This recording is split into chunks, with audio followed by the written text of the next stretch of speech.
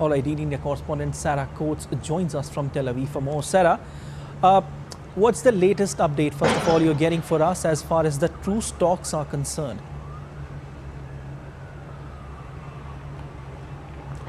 Yes, hello, Sid. Well, these talks are expected to begin in the next few hours. We do know that the head of the CIA, Bill Burns, is there, also the Qatari Prime Minister, Egypt's spy chief, and we are expecting an Israeli delegation, along with a delegation from Hamas to be there in Cairo. But at this hour, really, there is little indication that either side, Israel or Hamas, would be willing to budge on the end of the war. We do know that Hamas wants a full comprehensive ceasefire. This is certainly something that Israel says it will not agree to, given that it believes the last 4 or so Hamas battalions are stationed down into that southern Gazan city of Rafah, which is an area that Israel says it's adamant to get into to defeat Hamas. But of course, these next few hours, these next few days will certainly be very telling.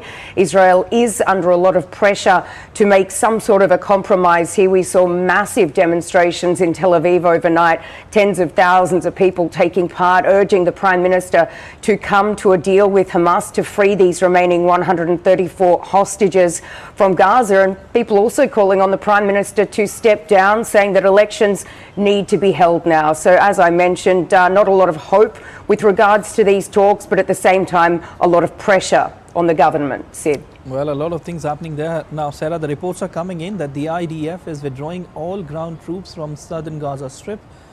What is this indicating?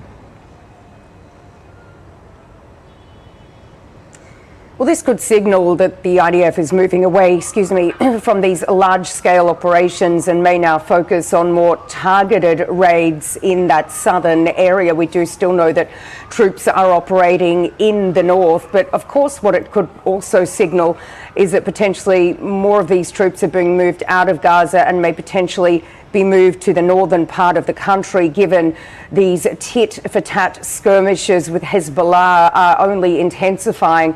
And then, of course, there is this major threat coming from Iran in the wake of that strike in Syria, which killed a number of senior Iranian officials. There's a lot of tension here on the ground amid reports from Iran that it is planning on retaliating to Israel. We heard from one of these senior Iranians saying that the US should not get involved. But as I said, a lot of concern.